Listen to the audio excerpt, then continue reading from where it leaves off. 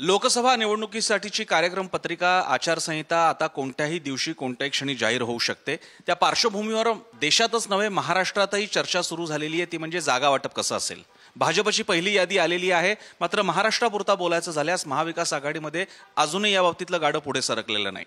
भाजपची स्थिती फारशी वेगळी नाहीये, जरी आता काही जागा त्यांनी जाहीर केल्या असल्या तरी सुद्धा त्याही बाबतीत भाजप सुद्धा सावधपणे पावलं टाकतंय। पण या सगळ्यामधला एक मोठा कंगोरा आहे, तो म्हणजे वंचित बहुजन आघाडीचा। इंडिया आघाडीमध्ये समावेशासाठी वंचित बहुजन आघाडीने स्वतःहून प्रयत्न केले, मात्र तो समावेश अजून पूर्णत्वास गेलेला नाहीये। वंचित आघाडीने याबद्दल वेळोवेळी टीका सुद्धा केलेली आहे।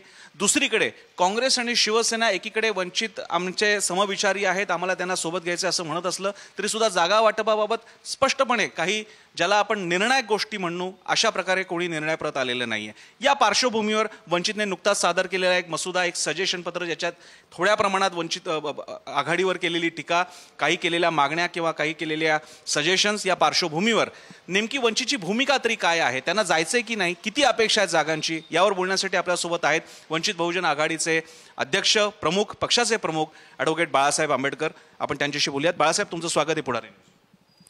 स्वागत केल्याबद्दल आपला आभारी। हे स्वागत जसं तुम्ही आम्हाला धन्यवाद दिले, पण असं धन्यवाद इंडिया आघाडी तुम्हाला देऊ देत नाहीये संधी स्वागताची, का तुम्हीच ती घेत नाही आहात? ते मुळात पहिल्यांदा असं, ज्याला इंग्रजी शब्द हाऊंडिंग आपण असं जो म्हणतो, मीडिया हे वंचित बहुजन आघाडीला हाऊंडिंग करते असं मी त्या ठिकाणी मानतोय। पण जी वस्तुस्थिती आहे ती मांडत नाही आहे। वस्तुस्थिती काय आहे की महाविकास आघाडी 2.5 वर्षापूर्वी स्थापन झाली। त्या 2.5 वर्षामध्ये ते 48 जागा स्वतःमध्ये डिस्ट्रीब्यूट करू शकले नाहीत। दिस इज दी फॅक्ट। दुसरी फॅक्ट, आत्ता कुठे चर्चा त्यांच्यामध्ये सुरुवात झाली आहे, जी काही आम्हाला माहिती त्यांनी पर्क्युलेट करून दिलेली आहे त्याच्यावरनं आम्हाला दिसतंय की अत्यंत महत्त्वाचे डिफरन्स शिवसेना आणि काँग्रेस 10 जागेंवरती आहे। इनफॅक्ट त्या 15 जागेंवरती आहेत असं मी म्हणेन। ते 10 म्हणतात, आम्ही 10 ऐकतो। दुसऱ्या बाजूस 5 जागा अशा आहेत की ज्याच्यामध्ये major difference between NCP, Shiv Sena आणि काँग्रेस अशाच ह्यांच्यामध्ये आहे। आता जिथे यांचं वाटप होत नाही तिथे त्या वाटपाच्या आम्ही असणारा भागही नाही आहोत। आम्हाला चर्चेला इन्व्हाइट त्या ठिकाणी केलं। इन्व्हाइट केल्यानंतर त्यांनी असणाऱ्या काही गोष्टी आमच्याशी चर्चा केल्या की त्याच्या संदर्भातलं आपण जे पत्र रिफर करताय ते आम्ही त्यांना असणारा एक मसुदा दिला की काही ठिकाणी तुम्हाला वेगळ्या भूमिका घ्याव्या लागतील। पुण्यासारख्या शहरामध्ये आम्ही म्हटलं कॉमन कॅन्डिडेट जरांगे हा एक फॅक्टर राजकारणातला आलेला आहे, त्याला असताना आपल्याला कन्सिडर करावं लागेल। आणि दुसरं, OBCमधली जागृती, पॉलिटिकल जागृती, म्हणजे त्यांनी पहिल्यांदा असं दिसतंय की BJPचं रिलिजियस कार्ड हे ते बाजूला ठेवायला तयार आहेत आणि रिलिजियस कार्ड बाजूला ठेवून पॉलिटिकली ते जर डेव्हलप करत असतील तर मी असं म्हणेन की सेक्युलर फोर्सेससाठी this is grace in disguise. त्याचा फॅक्टर त्यांनी असणारा घेतला पाहिजे आणि तो फॅक्टर घ्यावा म्हणून आम्ही त्याच्यामध्ये म्हटलं की जी कॉमन लिस्ट येईल 48ची, त्या कॉमन लिस्टमधले ॲटलिस्ट 15 जागा या OBCनं आपण असणारा एश्युअर त्या। मी त्या प्रश्नाकडे येणार आहे, त्यापूर्वी एक प्रश्न माझ्या मनातला असा की या क्षणी औपचारिकदृष्ट्या, अधिकृतदृष्ट्या वंचित हा इंडिया आघाडीचा किंवा महाविकास आघाडीचा अधिकृत अंगीकृत भाग आहे किंवा नाही? नाही, आत्तापर्यंत नाही। We are still as a status of इन्व्हायटी। त्यांच्या पत्राप्रमाणे त्यांनी आम्हाला जे पाठवलं होतं त्या पत्राप्रमाणे आम्ही त्यांचे असणारे इन्व्हाइट, स्टेटस काही असेल माझं म्हणणं आहे दॅट डझंट मॅटर आत्ताच्या स्टेजमध्ये। आत्ताच्या याच्यामध्ये मी असं मानतोय की तुम्ही हे सगळे फॅक्टर लक्षात घेता। युतीमध्ये तुम्ही बोलणार आहात का? बरं, काल परवा असं जॉईंट स्टेटमेंट त्यांचं असं निघालं की मागची बैठक जी आहे ती आमची असणारी फायनल बैठक आहे आणि याच्यानंतर बैठका होणार नाही। आता तुमच्या बैठका होणार नसतील तर वंचित हा असणारा प्रश्न विचारतोय की तुमचे हे जे अनरिझॉल्व कॉन्स्टिट्युन्सीज आहेत त्या काय करणार आहात तुम्ही त्या ह्याच्यामध्ये. आता अनरिझॉल्व तुमच्या कॉन्स्टिट्युन्सीज होणार नसतील, तुम्ही हे फेस कसं करणार आहात? तुमच्या मनामध्ये नेमकं काय आहे? पब्लिकली तुम्ही असं पोस्ट करताय की वी आर गोइंग टुगेदर त्या ह्याच्यामध्ये. आता काँग्रेसचे असणारे AICC जे प्रतिनिधी जे आहेत ते रमेशजी, माझ्या माहितीप्रमाणे ते 10 तारखेपर्यंत अवेलेबलच नाही आहे. आणि असं म्हटलं जातं की 12 तारखेनंतर ॲट एनी टाईम आचारसंहिता लागू होईल. आता ह्यांचंच जर सेटल झालं नाही तर what are we going to do? पण मग आता जो तुमचा इन्व्हायटी स्टेटस आहे वंचित महाविकास आघाडीमधला वंचितचा, त्यामध्ये किमान जागा वाटप शेवटी असं की वंचित ह्या सगळ्या चर्चा का करेल, का तर तुम्ही आम्हाला सोबत नेताय म्हणून असेल. तर मग आता जागांच्या बाबतीत काही संकेत आलेला आहे, वंचितला किती जागा सुटणार आहेत, काय होणार आहे, त्यांच्यामध्ये काही सुस्पष्टता आली आहे? त्यांच्यामधली काही नाही. वर्तमानपत्रातून आम्हाला असणारं फक्त कळतं की तुम्हाला 2-3 जागा आम्ही देऊ. 2-3 जागा वंचितला असं 2-3 जागा वंचितला देऊ असं प्रेस, TV, यूट्यूब चॅनल्स याच्यामधनं आलेलं आहे. अधिकृत अजून आम्हाला त्याच्यामधलं काहीच आलेलं नाही. समजा एकाकडे जर का असेल, समजा अशा स्वरूपाचं काही असेल, तुम्ही जो त्यातल्या त्यात एक आकडा सजेशन पुरता दिला होता सुरुवातीला, तो असा होता की आता 4 पक्ष झाले असतील महाविकास आघाडीत वंचित धरून, तर प्रत्येकाला 12-12 मिळाव्यात. त्यामुळे जो काही आकडा असेल तो 12च्या किमान खाली असेल, वरती असण्याची शक्यता कमी असेल. तर नेमकी ती वंचितची अपेक्षा तरी किती? मी असणारं त्यावेळेस जे होतं, म्हणजे जे पत्र आम्ही त्यावेळेस लिहिलं, त्यावेळेस आम्ही इन्व्हायटी स्टेटससुद्धा नव्हतं आमचं. परंतु महाविकास आघाडीमध्ये सीटच्या संदर्भातली चर्चाच सुरुवात होत नव्हती. आणि अगोदरचा विरोध वंचित बहुजन आघाडीला जो होता तो काही पक्षांचा बदलला आणि आपण असणारं वंचित बहुजन आघाडीला बरोबर घेतलं पाहिजे. म्हणजे 3च पक्षांची आघाडी, त्याच्यात नेमका काही पक्ष म्हणजे नेमका कोणाचा विरोध? मी आता पिन पॉईंट करणार नाही त्या सगळ्या ह्याच्यामध्ये. मी आता समान सगळ्यांना मानतो. म्हणजे उदाहरणार्थ उद्धव ठाकरेंशी तुमचे अतिशय चांगले संबंध आहेत. शरद पवारांनी तुमचं नाव दिल्लीच्या इंडिया आघाडीत सुचवलं होतं, हे तर बातमी पुढारी न्यूजने ब्रेक केली होती. त्यामुळे तुम्हाला त्यातल्या त्यात विरोध असणारा एकच पक्ष उरतो. ते माझ्या अंदाजानं बऱ्याच त्याच्या अगोदरचे जे वक्तव्य होतं त्या वक्तव्यावरनं असणाऱ्या अनेक गोष्टी त्याच्यामधल्या असणाऱ्या हे आहेत. पण मी त्याच्यामध्ये आता जात नाही आहे. आघाडी उभी राहते आणि काही स्टेटस असेल जॉईन व्हायचं असा आमचा जो निर्णय आहे, त्या ह्याच्यामध्ये जे आहे तिथे आमच्यासमोर सीट शेअरिंगची चर्चाच झालेली नाही आहे त्या ह्याच्यामध्ये. तेव्हा आम्हीच उचलून असणारं सगळं देतो आहे. आणि यांची ज्यावेळी चर्चा सुरुवात होत नव्हती, आम्ही पाठ नव्हतो, यांची चर्चा सुरुवात व्हावी म्हणून आम्ही ह्यांना पत्रही लिहिलं आणि ते दिकही केलं. आणि त्या पत्रामुळे यांची चर्चा तरी सुरुवात झाली. आणि त्या चर्चेच्या ह्याच्यामध्ये मी असं मानतोय की आम्ही त्याच्यामध्ये लिहिलं होतं की तुमचं नेमकं टार्गेट काय आहे. 3 टार्गेट. एक तर इन्क्वायरीचं टार्गेट आहे, ती टांगती तलवार आहे. दुसरं BJP शिवसेनेचं गव्हर्मेंट डिसलॉक करणं ही टार्गेट आहे. तिसरं त्या सगळ्या ह्याच्यामध्ये तुमचे पक्ष अनरेकग्नाईज झालेले आहेत, तुमच्या हातातून रेकग्नाईज पॉलिटिकल पार्टीज गेलेले आहेत. आता तुमचं स्टेटस असणारं रजिस्ट्रेशनच्या ह्याच्यामध्ये आलेलं आहे. तेव्हा रेकग्नाईज मिळवणं हा तुमचा अजेंडा आहे का? या 3 पैकी तुम्ही काहीतरी ठरवा. अजून माझ्या अंदाजानं त्याच्यामध्ये ठरलेलं नसल्यामुळे ही जी आपल्याला असणारं स्टँडस्टिल स्थिती आहे एक भाग, आणि दुसरा भाग पळवापळवीच्या माध्यमातून आपलं पॉलिटिकल रजिस्ट्रेशन याला रेकग्नायझेशनच्या स्टेटसमध्ये कन्वर्ट करण्याच्या दृष्टीने जे काही चाललेलं आहे त्यामुळे अडकले असं मी त्या ठिकाणी मानतोय. त्याच्यामुळे त्यांचं जोपर्यंत रिझॉल्व्ह होत नाही त्या सगळ्या ह्याच्यामध्ये आणि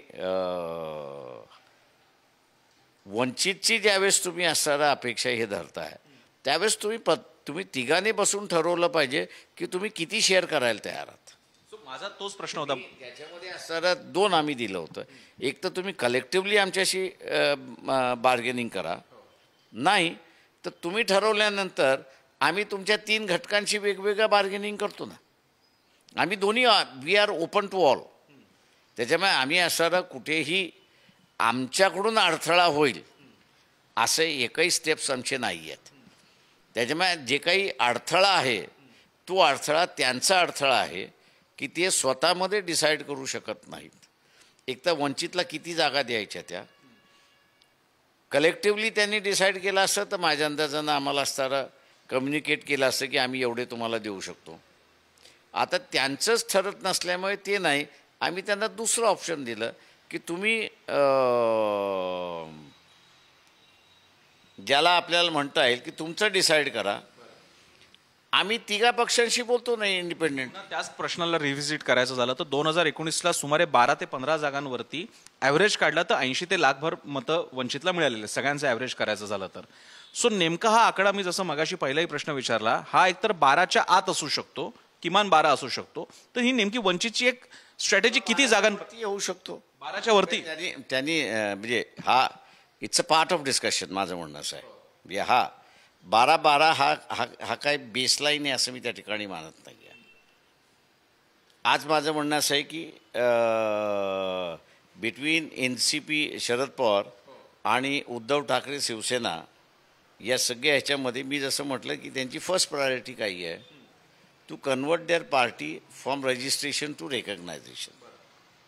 आता हे जर करायचं असेल तर मग तुम्हाला एकॉमोडेट हे करावं लागणार आहे. मी 18 जागा BJP बरोबर असताना लढलो होतो, म्हणजे 23 लढलो होतो, 18 जिंकलेले आहेत. त्याच्यामुळे मी आता 18वरतीच बसेन असं आहे. आणि त्याच्यामुळे काँग्रेस आणि त्यांच्यामधलं जे भांडण चाललेलं आहे, काँग्रेस असं म्हणते की आम्ही तुमच्या विरोधात त्यावेळेस लढलेलो आहोत, आम्ही आमचे कार्यकर्ते सॅक्रिफाईस करू शकत नाही. त्याच्यामुळे माझं म्हणणं असं आहे की हे न्यू अलायन्स आहे, फॉर दी फर्स्ट टाईम घडतं आहे.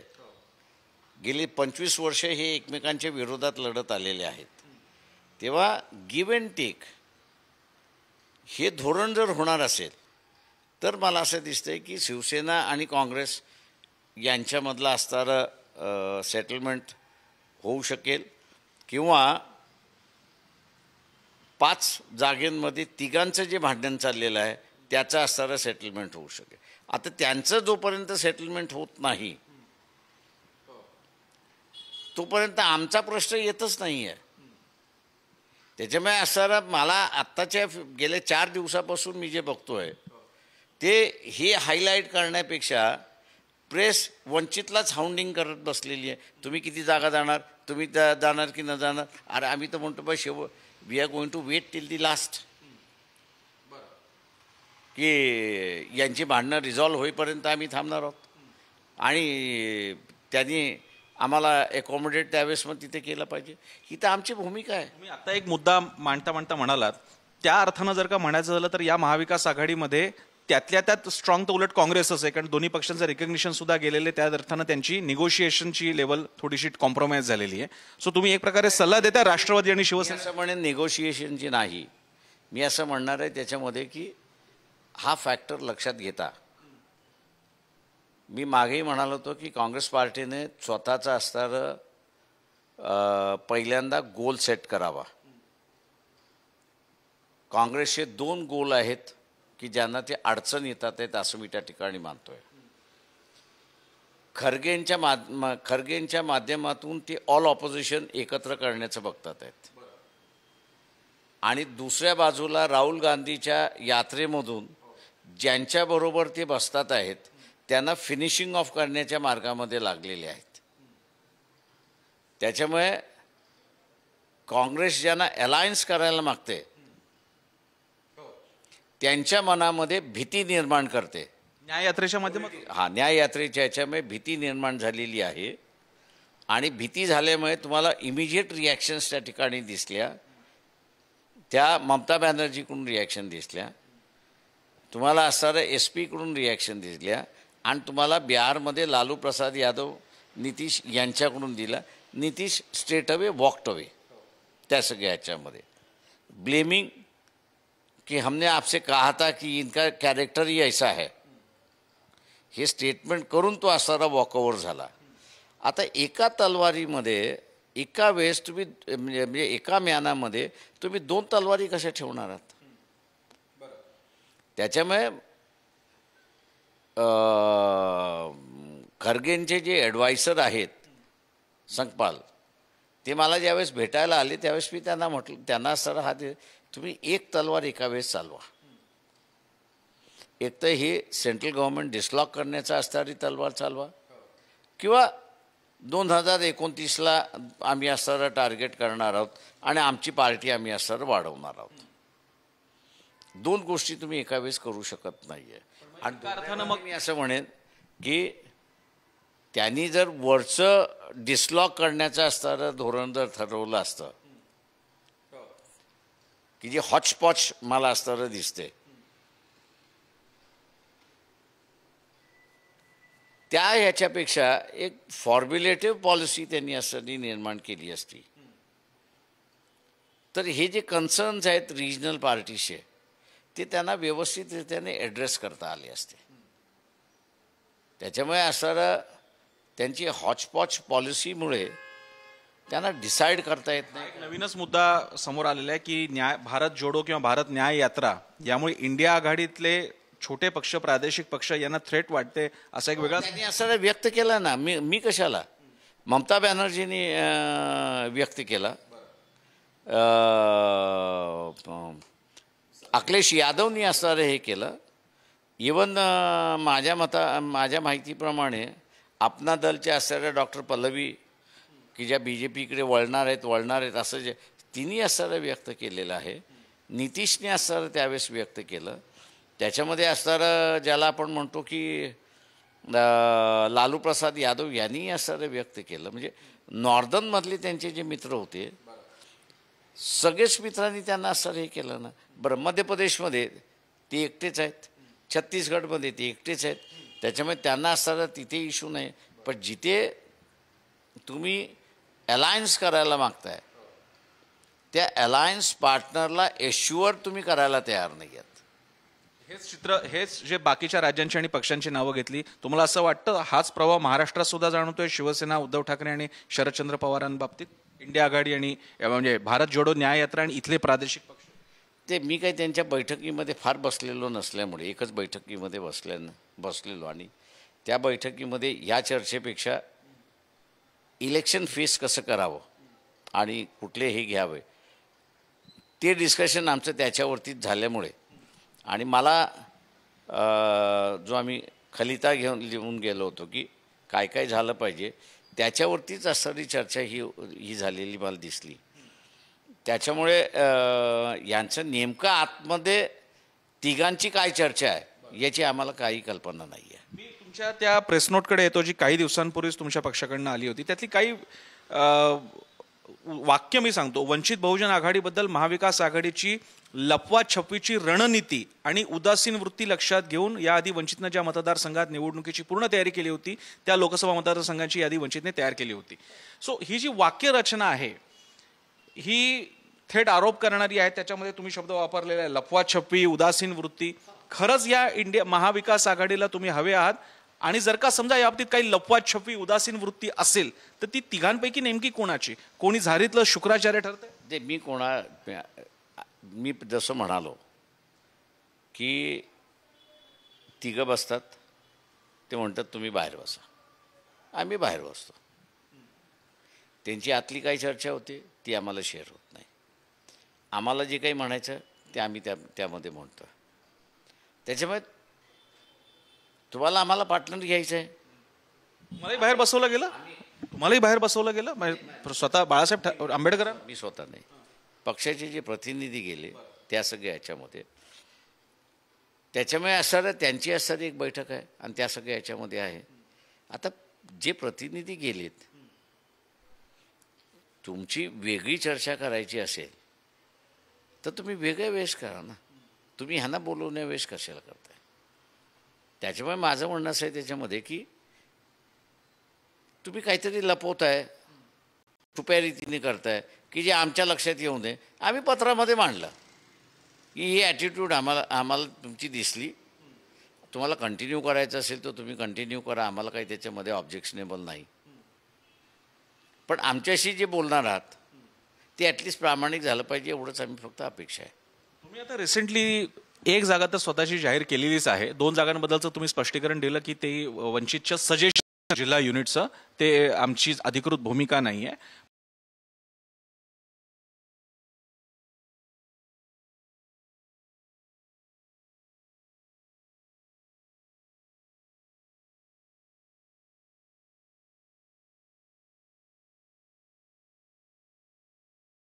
तुम्ही नाही म्हणाला आज किमान ज्याला इंडिया आघाडीचा घटक मानला जाते, महाविकास आघाडीचा घटक मानला जाते, त्यात तुमच्याकडनं एक नाव म्हणजे तुमचं स्वतःचं अकोल्यातून जाहीर झालेलं आहे. ही सुरुवात आहे डिसकंटेंट सुरू होण्याची किंवा इशारा देणे, हा इशारा होता तुमचं नाव जाहीर करणं? माझी उमेदवारी मी 4 महिन्यापूर्वी जाहीर केलेली आहे की ज्यावेळेस इथे चर्चा सुरुवात झाली की प्रकाशराव तुम्ही उभं राहा, त्यावेळेस मी जाहीरपणे असताना सांगितलं होतं की माझी उमेदवारी मी असं जाहीर केलेली आहे आणि मी लढतो या ह्याच्यात. तेव्हा महाविकास आघाडीच्या चर्चेच्या या संदर्भातलं नव्हतं.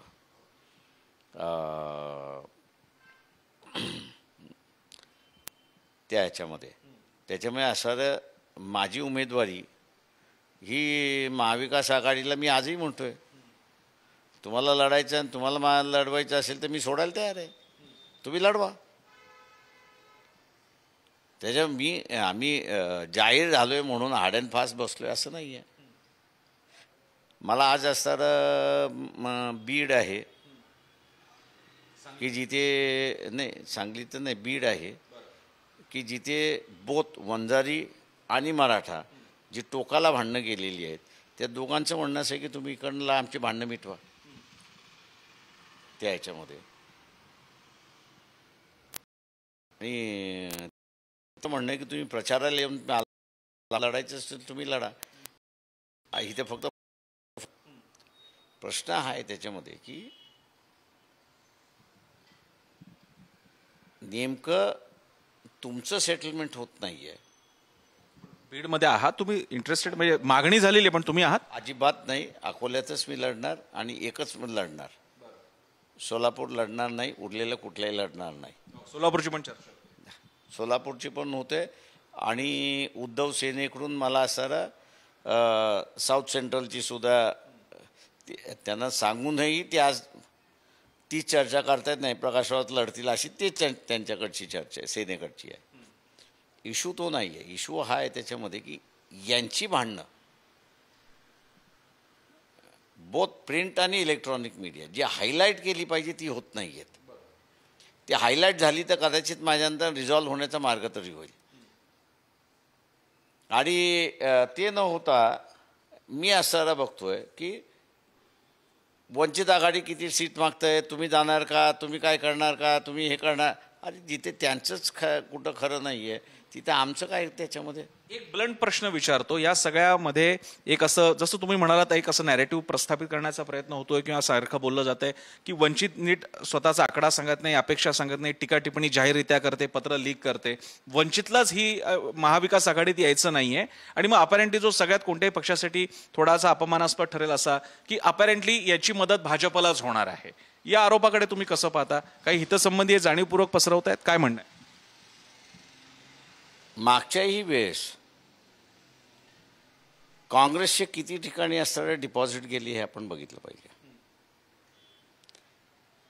या सगळेजण लढले, बरोबर आहे, तुमची ताकद आहे तुम्ही म्हणताय. मग तुम्ही हरलात का? की तुम्ही जाणीवपूर्वक हरलात BJPला जिंकवण्यासाठी? हा असा जर आम्ही आरोप केला तर नाही. आता त्यावेळेस 8 ठिकाणी काँग्रेसने त्यांचे उमेदवार दिले नसते तर आम्ही विजयी होतो. प्रश्न हा आहे त्याच्यामध्ये की कोण काय नॅरेटिव्ह सेट करते, कोण काय करते. याच्यापेक्षा मी असं म्हणेन की दोन फॅक्टर इथल्या असणाऱ्या राजकारण्याने लक्षात घेतलं पाहिजे की there are two emerging factors, आणि एक तिसरा फॅक्टर आहे की जो अजून तुम्ही लोकांनी कोणी बघितलेला नाही, आणि तो व्हेरी सायलेंटली संधी मिळाली तर तो एक्सप्लोड होईल. येतो मी. तो म्हणजे ओबीसी एक फॅक्टर आहे. धार्मिक राजकारणातून कवच टाकण्याच्या बाहेर येऊन तो पॉलिटिकली एसर्ट होण्याच्या मार्गावरती आहे. हे एसर्शन त्याचं सेक्युलर पार्टीच्या बेनिफिशियल आहे की नाही, हे सेक्युलर पॉलिटिकल पार्टीच्या बेनिफिशियल असेल तर तुम्ही त्याला असणारा वे आउट देणार आहात की नाही. तुम्ही जर त्याला वे आउट देणार नसाल तर तो पुन्हा त्याच्या शेलमध्ये जाईल. हा एक फॅक्टर त्याच्यामधला आहे. दुसरा फॅक्टर की जो आपण कधीही बघितलेला नाही आणि त्याच्याकडे फार आपण हे केलेलं नाही, तो म्हणजे नांदेडमधलं इन्सिडेंट. JMचे डीन, आन समाजाचे डॉक्टर यांना, आदिवासी भाषेत मी बोलतोय, माझी भाषा नाही, तर कुणबी पाटील आमदाराने संडास धुवायला लावलं. आमची अजून किती बेइज्जती होणार आणि आम्ही किती सहन करायचं, ही अंडर करंट आहे. कदाचित त्यांची असणारी बैठक या आठवड्यामध्ये होण्याची एव्हरी पॉसिबिलिटी आहे, आणि तो इशू फ्लेअर अप होण्याची सुद्धा पॉसिबिलिटी आहे. हा इशू ज्यावेळेस फ्लेअर अप होईल आणि कदाचित आदिवासी त्याच्यामध्ये असणारा सहभागी झाला आणि तो झाला, तो कोणाच्या विरोधात जाईल हे सांगता येणार नाही. काही ही इज नॉट मेक, तो इन्सिडेंट घेऊन तो उभा राहतोय तिथे त्याच्यामध्ये. दिस इज अ सायलेंट वेव्ह आहे असं मी त्या ठिकाणी मानतोय, की जी बैठकीच्या माध्यमातून फुटली तर फुटली, नाही फुटली तर ती अंडर करंट म्हणून राहील. तुम्ही जालन्याला जरांगे पाटलांचं नाव सुचवलं महाविकास आघाडीला, या बाबतीत तुमचं जरांगेंशी काही बोलणं झालंय का? आणि हा मराठा उद्रेक आहे आता जो आपल्याला बघायला मिळाला मोठ्या प्रमाणात, अजूनही तो शांतपूर्ण झालेला नाही आहे या 10% आरक्षणानंतर सुद्धा, याचे काय परिणाम होतील? आणि हा महाविकास आघाडीला फेवर करेल? महाविकास आघाडीने तो जर मान्य केला माझा फॉर्म हे की जरांगे पाटील यांनी जालना लढवावी, तर मी आज आपल्याला असं मोठं स्टेटमेंट वाटेल. महाविकास आघाडीने व्यवस्थित सेटलमेंट जर केलं तर प्रत्येक सीट ही 2-2.5 लाखाच्या खाली जिंकणार नाहीत.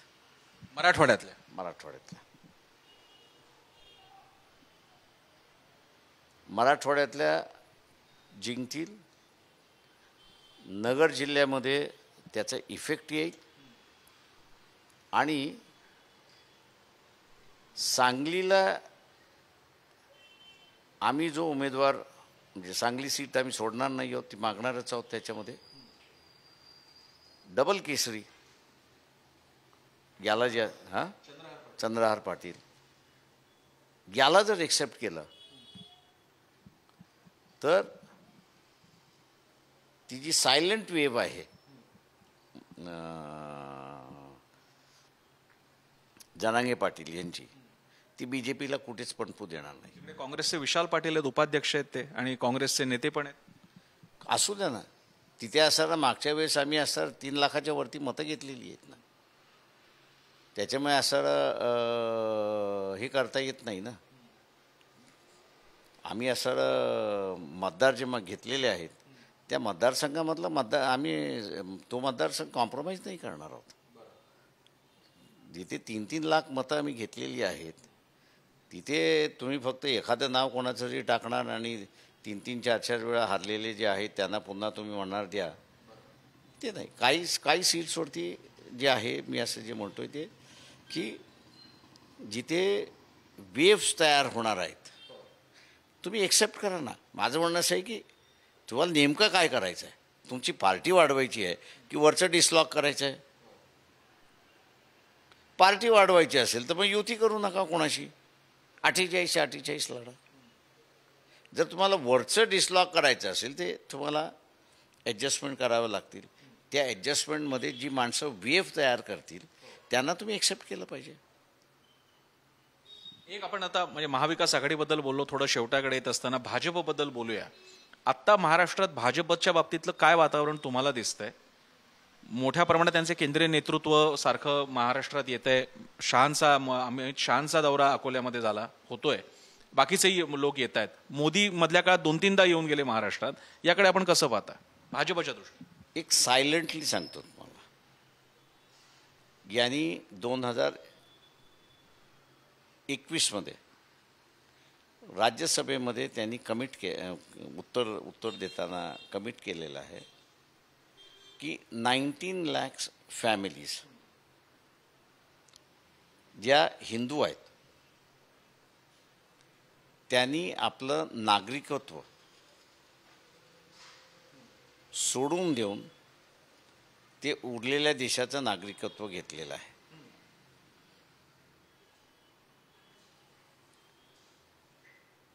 आणि 1950 पासून ते 2014 पर्यंत फक्त 7,200 फॅमिलीजनी नागरिकत्व सोडलं आणि बाहेरचं नागरिकत्व घेतलेलं आहे. हा जो डिफरन्स आहे, हिंदूंचं सरकार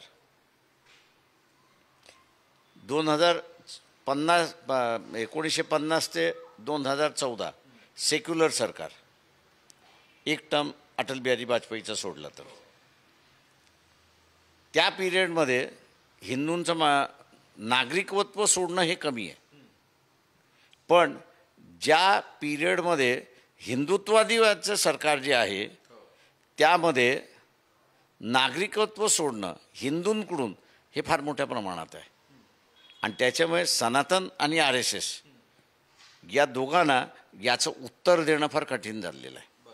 देर is a silent wave against BJP within Hindus भारतभरात आहे. फक्त दुर्दैव एवढं आहे की ज्या पद्धतीने वंचित बहुजन आघाडी मांडते, दुर्दैवाने ही भूमिका काँग्रेसने घेतली पाहिजे होती देशभर मांडायला. पण मी अजूनही अंडरस्टँड करायला तयार नाही आहे की तो हा इश्यू ते उभा का करत नाही आहेत. ज्या दिवशी हा नॅशनल लेवलवरती उभा राहील त्यावेळेस BJPच्या अर्ध्या कार्यकर्त्यांना प्रचार करणं बंद करावं लागेल, हे आपण एक लक्षात घ्या. सध्या भाजप म्हणजे जे मोदी संसदेत सुद्धा म्हणाले स्वबळावर 370 आणि NDA सकट 400 पार हा आकडा अचिवेबल वाटतोय, तसं वातावरण वाटतंय. या न्यायाने महाराष्ट्रामध्ये ते किमान स्वबळावर नाही पण किमान महायुतीबरोबर 40च्या पोळी पलीकडे जावे लागते. मी एवढं सांगतो की यांनी आमच्याबरोबर बसावं महाविकास आघाडीने, नॅशनल पॉलिटिक्स कसं करायचं आणि कुठच्या इश्यूवरती करायचं हे मी त्यांना दाखवतो. किती जागांचा फरक पडू शकेल त्यामुळे? 150च्या वरती का BJPला जाऊ देणार नाही अक्रॉस दी नेशन. मी हा खेळ करून आलेलो आहे. हे अधिकृतरित्याने मी असं सांगू शकतो, BP सिंगांना बसवणारे आम्हीच आहोत. तर नॅशनल पॉलिटिक्स काय आहे हे मला फार चांगल्या रीतीने माहिती आहे. अँड हाऊ टू प्ले, कुठे कुठे काय काय प्ले करायचं याची मला सर्व जाणीव आहे. त्यावेळेससुद्धा आत्ता तर ब्रूट मेजॉरिटी नाही आहे, त्यावेळेस राजीव गांधीची इंदिरा गांधीच्या VFच्या पाठीमागे एक 400 क्रॉस केलेली मेजॉरिटी होती आणि त्या क्रॉस केलेल्या मेजॉरिटीला व्ही पी सिंगांना उभं करणारं आम्ही तिघेच होतो, दत्ता सामंत, शरद जोशी आणि मी. आणि हे सगळे पक्ष दे जॉईंट. हेगडेंनी ज्यावेळेस आम्हाला 97मध्ये Janata party will be converted in to new political party Janata Dal, आणि बँगलोरला जे असणारं अधिवेशन झालं त्याच्यानंतर ही सगळी फळी त्याच्यामध्ये जॉईन झालेली आहे. त्याच्यामुळे असणारं नॅशनल पॉलिटिक्स उभं करण्यामध्ये माझा एक इंटरेस्ट. आता जे राम मंदिराची वेव्ज आहेत, राम मंदिर बनलेलं आहे, बाकीचा सगळा प्रखर हिंदुत्ववाद भाजपचा, त्याचा परिणाम मी तुम्हाला सांगितलं, त्याचं उत्तरच मी तुम्हाला दिलं. 19 लाख फॅमिलीज 2014 पासून 2000 म्हणजे आत्ता त्याचा फिगर नव्या साऊथ आफ्रिकाला मॉनिटरिंग करणारी जे कमिशन आहे मायग्रेशन, परमनंट मायग्रेशन मॉनिटरिंग करणारं जे आहे, त्यांच्या आत्ताच्या लेटेस्ट रिपोर्टप्रमाणे 24 lakhs Hindu families have permanently given up Indian citizen and migrated to other countries. हा एवढा मोठा इश्यू आहे. आणि महाराष्ट्रात काय चित्र या बाबतीतलं, म्हणजे देशाचं भाजपचं एक वातावरण वेगळं असेल महाराष्ट्रामध्ये. त्यांनी महाविकास आघाडीने माझ्याबरोबर बसावं.